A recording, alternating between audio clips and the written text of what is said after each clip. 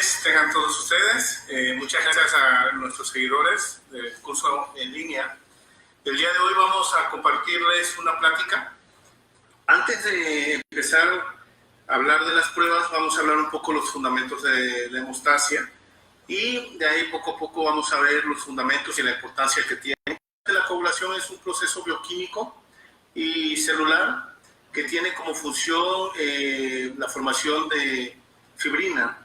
Este proceso se lleva a cabo mediante la intervención de células y de proteínas, que en este caso son los factores de coagulación. La principal función de la hemostasia es mantener prácticamente líquida la sangre. Esto se lleva en condiciones normales. El proceso de hemostasia mantiene un equilibrio en el cual la sangre se mantiene líquida. La segunda función es que mediante, cuando se presenta un daño, una herida, la hemostasia se hiperactiva y se forman coágulos de fibrina. Con eso, la segunda función es evitar la pérdida de sangre. Y la tercera función importante de la hemostasia es reparar el tejido dañado. Bueno, para estudios de laboratorio y a nivel clínico, la hemostasia se divide en dos vías. La hemostasia primaria, ¿sí?, en donde interviene el endotelio y las plaquetas principalmente. Y la hemostasia secundaria, en donde intervienen las proteínas de coagulación que llamamos factores de coagulación. Obviamente ahorita vamos a ver cómo se inicia este proceso, pero ambas vías, tanto la hemostasia primaria como la secundaria, tienen como función la formación de un coágulo. Uno de plaquetas y otro de fibrina. Entonces, como dijimos, la función principal de la coagulación es mantener la integridad de los vasos sanguíneos. Gracias a este proceso, la sangre se mantiene líquida dentro de las venas y de las arterias y estos pueden llevar a cabo su función sin mayor problema. Bueno, entonces, para entender la fisiología de la hemostasia, debemos de entender dos modelos importantes de la coagulación. Un modelo que es el modelo de la cascada de coagulación, que es el que explica prácticamente todos los fundamentos de las pruebas de coagulación, desde un TP, un TTPA, dímeros especiales. Se le llama cascada de coagulación porque obviamente el proceso de activación de un factor con otro es de manera de cascada.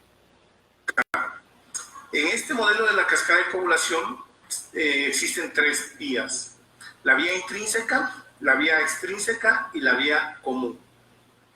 La vía intrínseca se llama así porque el factor o la manera de activar los factores de coagulación son por cargas negativas de las membranas plaquetarias, los cuales activan de manera espontánea al factor 12 y de ahí de manera subsecuente al factor 11, al factor 9 y así hasta llegar a la vía común. La vía extrínseca se llama así porque el factor que desencadena esta vía se encuentra fuera de los vasos sanguíneos.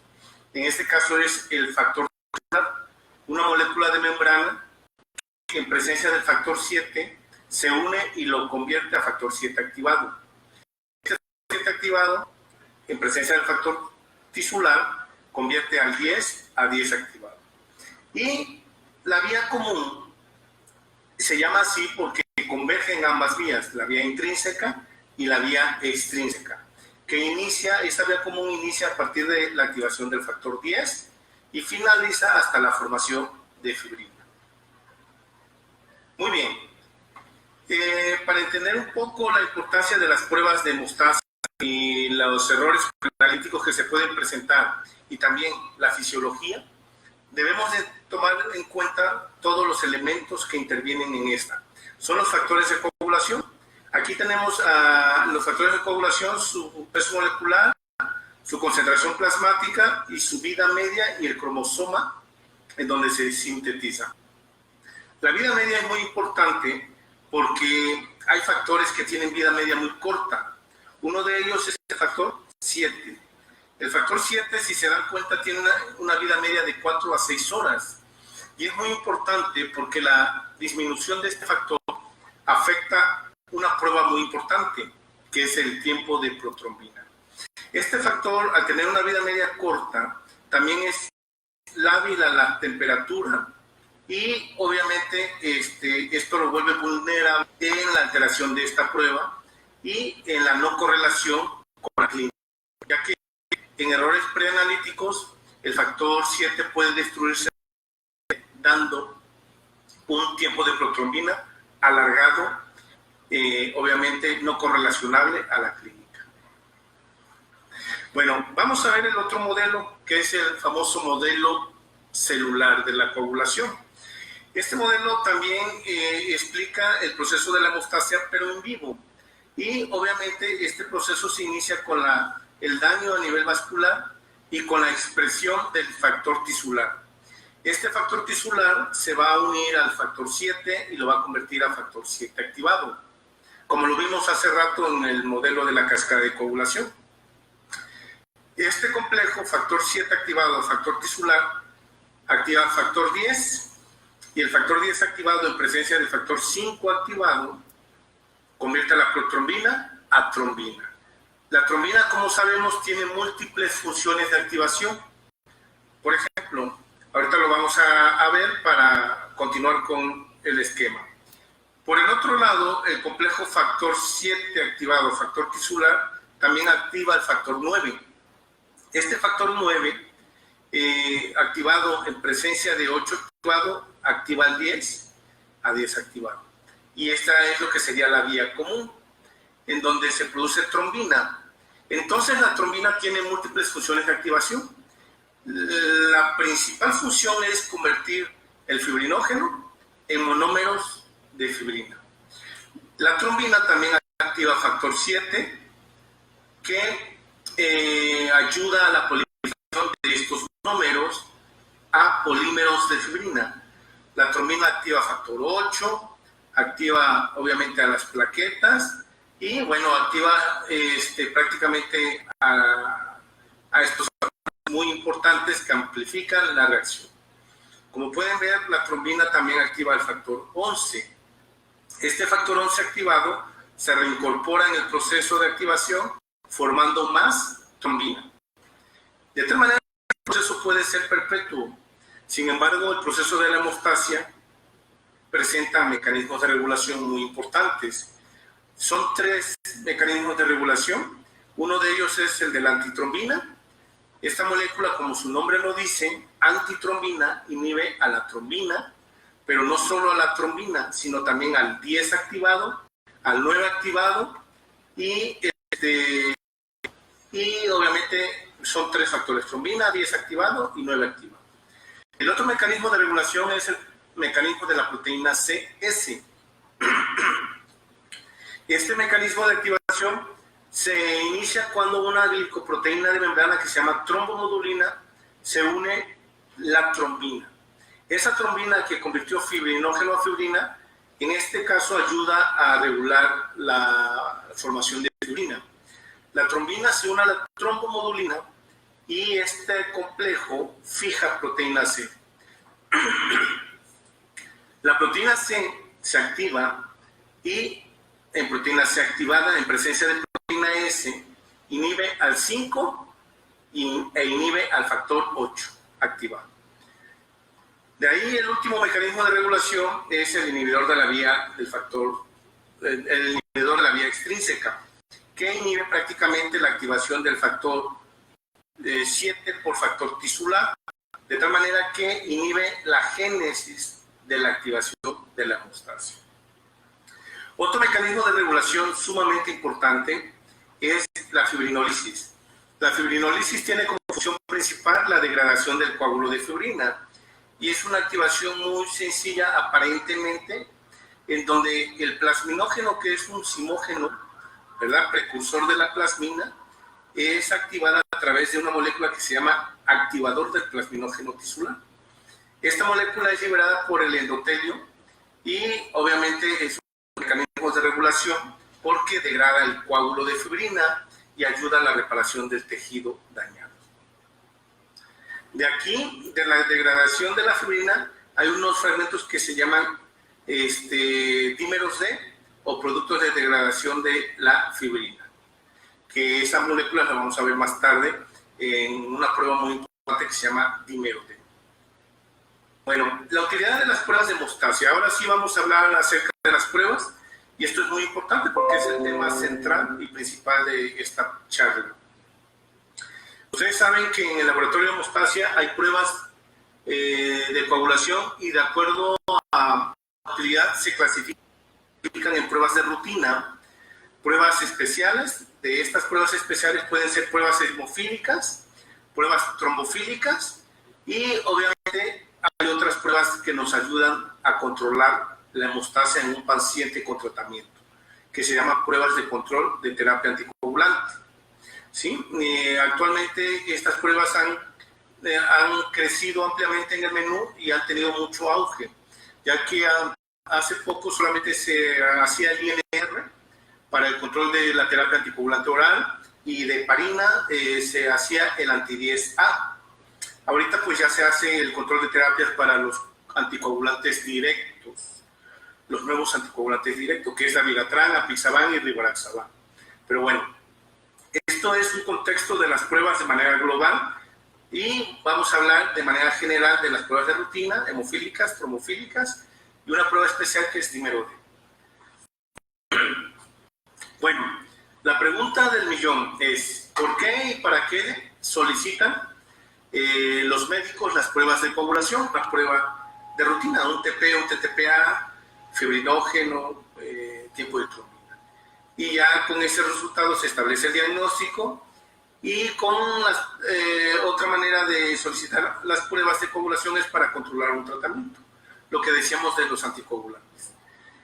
Y hay una prueba que nos ayuda a excluir una patología como es la trombofilia. Esa prueba se llama dímero D. Es una prueba sumamente importante que se utiliza en servicios de urgencias y obviamente en terapia intensiva, en aquellos pacientes en donde se reciben pacientes con sospecha de trombosis, con coagulación intravascular diseminada, patologías que producen un riesgo de sufrir trombosis. Bueno, vamos a ver las pruebas básicas de coagulación. Son 4 principalmente: tiempo de protrombina, tiempo de tromboplastina parcial activada, tiempo de trombina y fibrinógeno de Klaus. Entonces, partiendo de la cascada de coagulación, para ver la utilidad de estas pruebas, vimos que, para recordar, la coagulación se divide en 3 vías: la vía extrínseca, la vía intrínseca y la vía común, que es de 10 hacia abajo. Entonces, la vía extrínseca se mide, el funcionamiento de la vía extrínseca se mide a través de la prueba de tiempo de protrombina. Bueno, el funcionamiento de la vía intrínseca se mide a través de la prueba de tiempo de tromboplastina parcial activado. Y el funcionamiento de la vía, de ambas vías, se mide obviamente por ambas pruebas, por TP y TTPA. Una prueba muy importante es el tiempo de trombina. El tiempo de trombina, como lo vamos a ver, mide la calidad y cantidad de fibrinógeno, mide esta conversión de fibrinógeno a fibrina. Y el fibrinógeno de Klaus mide la concentración o la cantidad de fibrinógeno que hay en el plasma. Bueno, vamos a ver los fundamentos de las pruebas. La primera prueba que vamos a ver es el tiempo de protrombina. El tiempo de protrombina la pueden realizar en coagulómetros sofisticados, pero también la pueden realizar en un tubo. Aquí lo importante es que ustedes sepan el fundamento de la prueba. Para empezar, para las pruebas de coagulación básicas, ustedes van a utilizar un plasma. No es suero, Es que así cuando digan, pásame el suero para hacer pruebas de coagulación, quítense esa palabra, porque la diferencia es grande. El plasma, se encuentran los factores de coagulación listos para ser usados, y en el suero ya no hay plasmas de coagulación porque ya fueron consumidos. El suero prácticamente ya se formó un coágulo. Bueno, el plasma rico en, el plasma que se utiliza es plasma pobre en plaqueta. Este plasma obviamente se obtuvo centrifugando un tubo de tapa azul a 3.500 revoluciones por minuto durante 15 minutos, y así es como se obtiene el plasma pobre en plaquetas. Es muy importante el tiempo y la velocidad de centrifugación, porque es una variable sumamente importante. Entonces, en un tubo vamos a colocar prácticamente el plasma del paciente y el reactivo que vamos a usar, que se llama tromboplastina tisular. Es una parte del plasma y dos partes de reactivo, ¿sí? Entonces, la tromboplastina tisular es el famoso factor tisular, que es el iniciador de la hemostasia. La diferencia es que este activo tiene cloruro de calcio. Al agregarle al plasma, este reactivo activa el factor 7, y de ahí se activa el factor 10 y se inicia el proceso de coagulación hasta la formación de un coágulo. Es muy importante para esta prueba, que es una de las más conflictivas a la hora de interpretar, es importante tomar en cuenta que la tromboplastina puede ser de origen humano o animal. Animal puede ser de conejo, humano puede ser de cerebro o de placenta. El origen, pues, es importante. Sin embargo, lo más importante es esto, el ISI. El ISI es el índice de sensibilidad internacional, ¿sí? El cual es la sensibilidad que tiene mi reactivo a detectar las variaciones de ciertos factores de coagulación. El ISI recomendado de un reactivo para realizar TP es de 1 a 1.3. Obviamente varían, pero es muy importante tomar en cuenta, porque el ISI es un factor de corrección que nos ayuda a obtener el INR. Ahorita vamos a hablar de esto. El reporte de resultados para pacientes con terapia anticoagulante oral será el INR. No se da el porcentaje de actividad, no se da en segundos, se da en INR. El INR es el TP del paciente entre el TP testigo elevado a la ISI. Y para un paciente anticoagulado se dice que está bien anticoagulado cuando el INR está entre 2.5 y 3.5. Bueno, para el resto de los pacientes, el reporte de los resultados será en segundos. Contra el testigo, no utilizar el porcentaje de actividad. Esto es muy importante, no utilizarlo. Se utiliza el testigo y rangos de referencia, muy, muy importante. Y esto también, cada laboratorio deberá establecer los valores de referencia, ya que varían de acuerdo a la altura, principalmente, y la sensibilidad del reactivo y la metodología empleada, ya que, como saben, puede haber metodologías ópticas y metodologías mecánicas. Por eso, antes de emitir un resultado, se deben de establecer valores de referencia. Y bueno, para eso tendríamos que hablar un poco del tema de control de calidad, que no es el caso ahorita. Simplemente hay que seguir la indicación y ya después, en algún momento, podríamos hablar de cómo se obtienen estos valores de referencia. Cuando un TP sale alargado, se recomienda hacer una corrección. La corrección es muy importante. ¿Qué es la corrección? La corrección, simple y sencillamente, es diluir mi plasma problema con un pool de donadores. Una parte y una parte. Hagan de cuenta que 200 microlitros de mi plasma problema con 200 microlitros de mi pool de donadores, lo mezclo y hago nuevamente un TP. Al hacer ese TP, si mi TP basal, por ejemplo, da 25 segundos y mi TP corregido me da se me acorta valores de referencia establecidos, quiere decir que corrige. Sin embargo, si ese TP basal me da 25 y mi TP corregido me da, por ejemplo, 19 y el rango de referencia de 12 a 16, se acorta, pero no se corrige. Se dice que se corrige cuando el acortamiento del TP corregido está dentro de los valores de referencia. En este caso sería 12 a 16 en el ejemplo. Cuando corrige, me indica que hay una deficiencia de los factores de coagulación de la vía extrínseca o común. Y si no corrigiera, me dice que hay una presencia de inhibidor tipo lúpico o específico, y la presencia de anticoagulantes que también provoca alargamiento, pero sin corrección. Es importante y básico hacerlo porque me dice dos cosas muy interesantes: deficiencia de factores o alguna alteración o inhibidor que me pueda provocar el alargamiento. Pero el tratamiento obviamente son diferentes en ambos casos.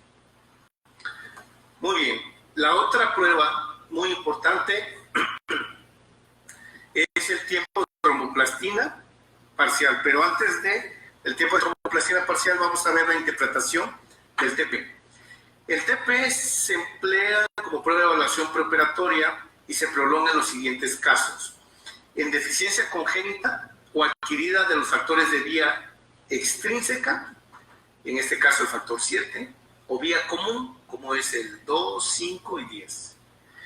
Se alarga también el tratamiento con anticoagulantes orales, ya que la warfarina y cumarina inhiben la carboxilación de los factores vitamino K dependientes. El factor 7 es un factor vitamino K dependientes y la acción de estos anticoagulantes provoca la alteración de este factor y por lo tanto el alargamiento del TP.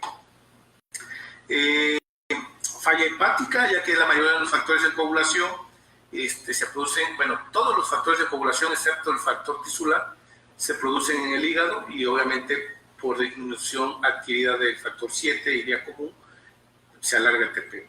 Coagulación intravascular diseminada, aquí el alargamiento es no porque se produzca mal ni poco, sino porque se consumen los factores.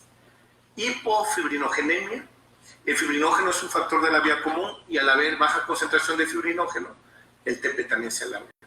Periodo neonatal, porque el higadito de los pequeñitos está inmaduro y apenas empieza a producir factores de coagulación. De hecho, por eso muchos neonatos se le suministra una inyección de vitamina K para estimular la presencia de estos factores vitamina K dependientes. Desórdenes de reabsorción intestinal es muy importante. La mayoría de los factores vitamina K dependiente, de la vitamina K, se absorbe en el intestino. Si hay un problema de absorción, la vitamina K no se absorbe adecuadamente, provocando alteración en los factores vitamina K dependientes.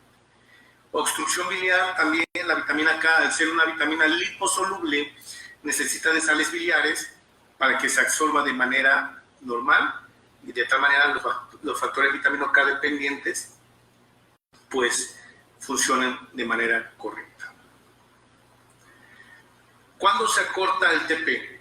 Ojo, y muy importante aclarar, el acortamiento de los tiempos de coagulación no implica que haya un riesgo de padecer trombosis. Desafortunadamente las pruebas actuales no me pronostican ningún evento trombótico, no me lo pronostican, y ningún tiempo acortado quiere decirte que nos va a dar trombosis. En un paciente trombosado sí da tiempos acortados. También se presenta acortamiento de los tiempos por disminución de la proteína S, prácticamente después de operaciones quirúrgicas.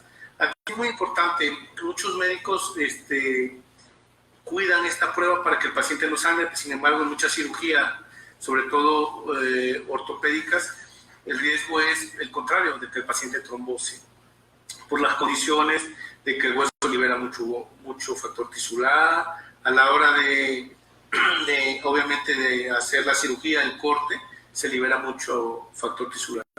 Y durante el periodo posparto, obviamente después del embarazo quedan remanentes de factores de coagulación y durante el periodo posparto por una semana quedan factores elevados y tiempos acortados. La otra prueba de coagulación es el tiempo de tromboplastina parcial activado. Y esta prueba es muy importante porque mide la vía extrínseca de la coagulación. Es una prueba de dos tiempos en donde el plasma pobre en plaqueta se le agrega un reactivo que se llama tromboplastina parcial activado. Se llama tromboplastina parcial porque no es la tromboplastina completa que se utiliza para hacer tiempo de plastina, sino es la parte fosfolipídica. Y se llama activado porque tiene un activador. normalmente sílica, ácido elágico o caolín. ¿Qué función tiene este activador? Este activador, su función es activar de manera espontánea los factores de la vía intrínseca, los famosos factores de contacto. Se llaman factores de contacto porque se activan de manera espontánea por carga. Por eso es importante que coagulación no se utilice en tubos de vidrio, porque el vidrio activa estos factores de manera espontánea. Bueno, este es el primer proceso. En este momento se incuba la muestra y posteriormente se agrega cloruro de calcio y se mide la formación del coágulo. Bueno, puntos a tomar en consideración: la tromboplastina parcial actúa como sustituto plaquetario, la parte fosfolipídica. Existen diversos activadores, tales como ácido elágico, caolín, sílica, que le confieren sensibilidad a la prueba. Esta prueba ayuda a monitorear la terapia con heparina de alto peso molecular, ¿sí? No con la de bajo peso, porque no se alarga. Y el reporte de los resultados es en segundos, contra testigo y valores de rangos de referencia. Igual, cada laboratorio debe de establecer sus valores de referencia. Muy importante. Cuando el TTPA se alarga, hay que hacer la corrección, ¿sí? Como la explicamos con el TP. Si corrige, es deficiencia de los factores de vía intrínseca o vía común. Si no corrige, presencia de inhibidor tipo lúpico. Bueno, esta prueba, como ya sabemos, me mide la vía intrínseca y la vía común. Interpretación. El TTPA se emplea como prueba de evaluación preoperatoria y se alarga en los siguientes casos: deficiencia de los factores de la vía intrínseca, como el 8, el 9, 11, 12, y de la vía común, obviamente sininógeno de alto peso molecular.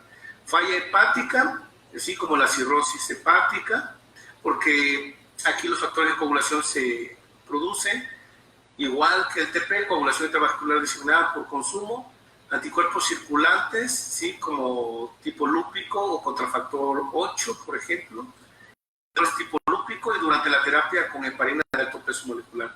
Algo muy importante que les voy a comentar sobre la prueba del TP.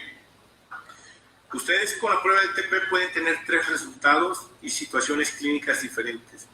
Por ejemplo, pueden tener que el TTPA se alarga en 3 situaciones clínicas. El TTPA se alarga cuando hay una deficiencia de factores de coagulación y la clínica es hemorragia. El TTPA se puede alargar cuando hay alteraciones de los factores de contacto. Los factores de contacto no intervienen en el proceso de formación de coágulo in vivo, y el alargamiento es por la activación de estos factores por el activador del reactivo. Se alarga, y el TTPA se puede alargar con presencia de anticoagulante lúpico.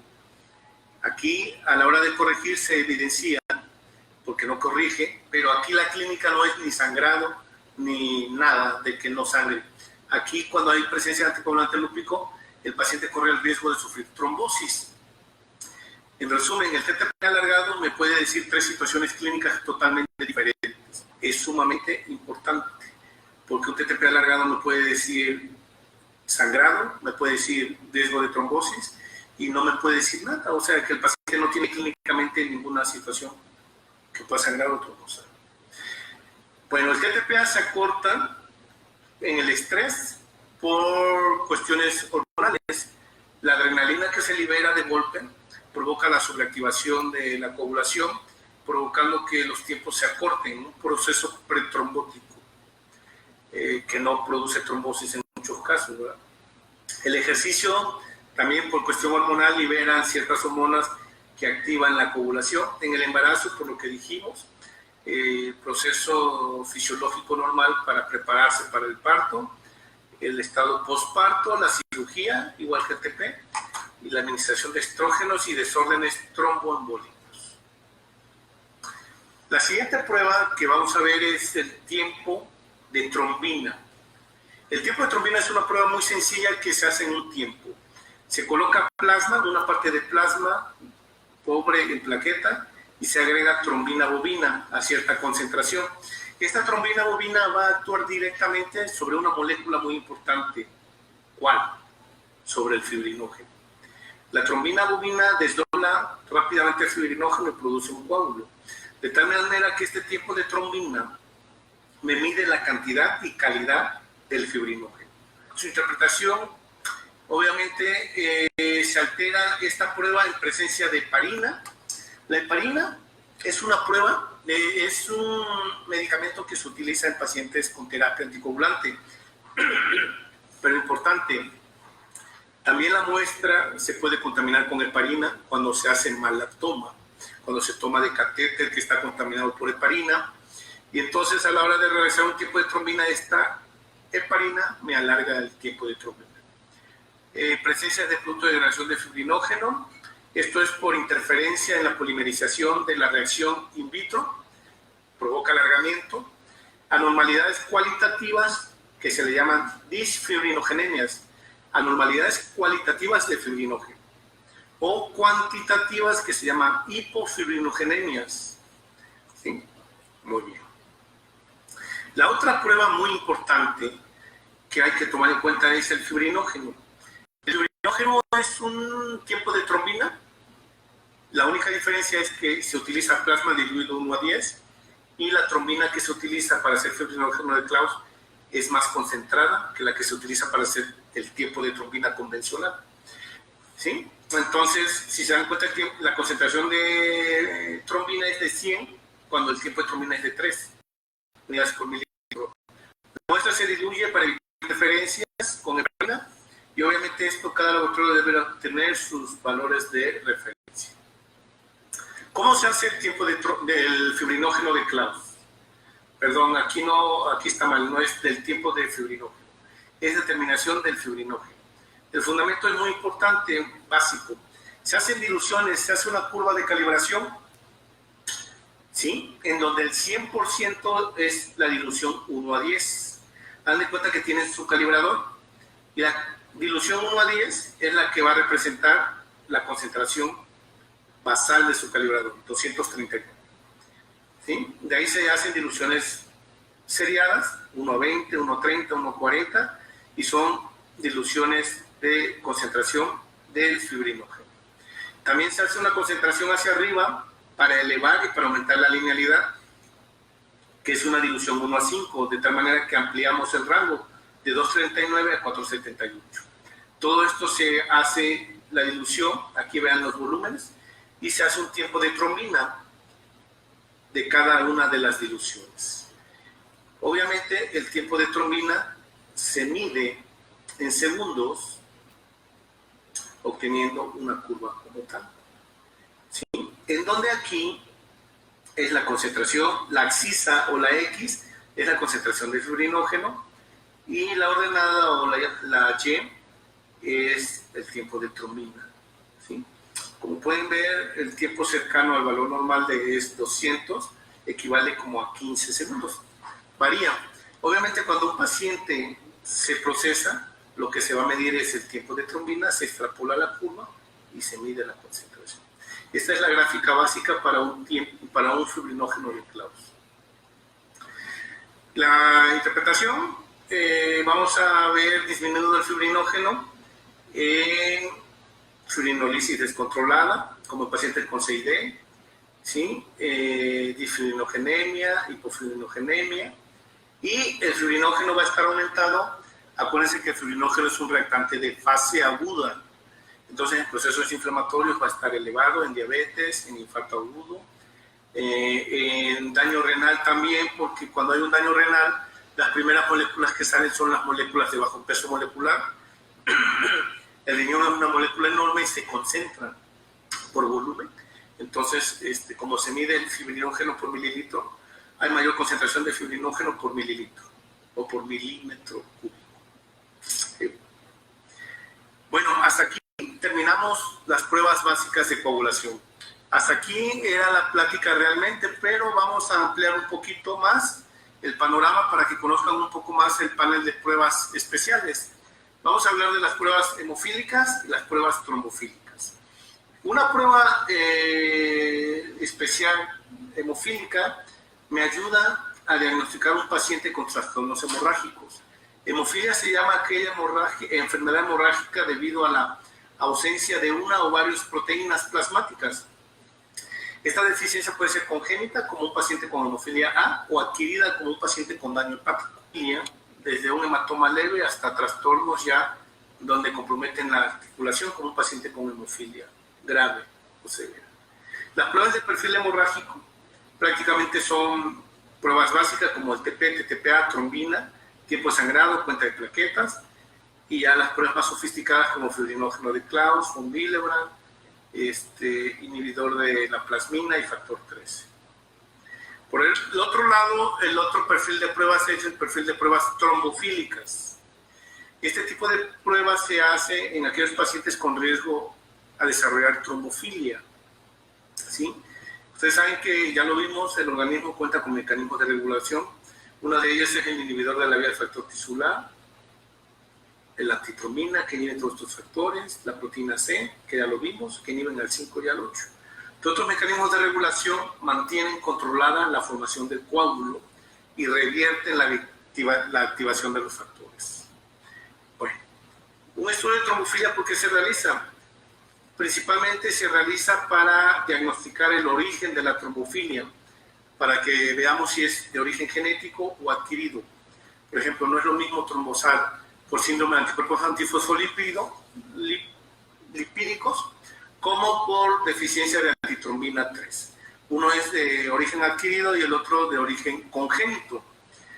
Si la situación es de origen congénito, lo que se realiza es el estudio a la familia para ver si algún miembro de la familia no puede tener esa misma alteración, y si la tiene, pues dar tratamiento profiláctico.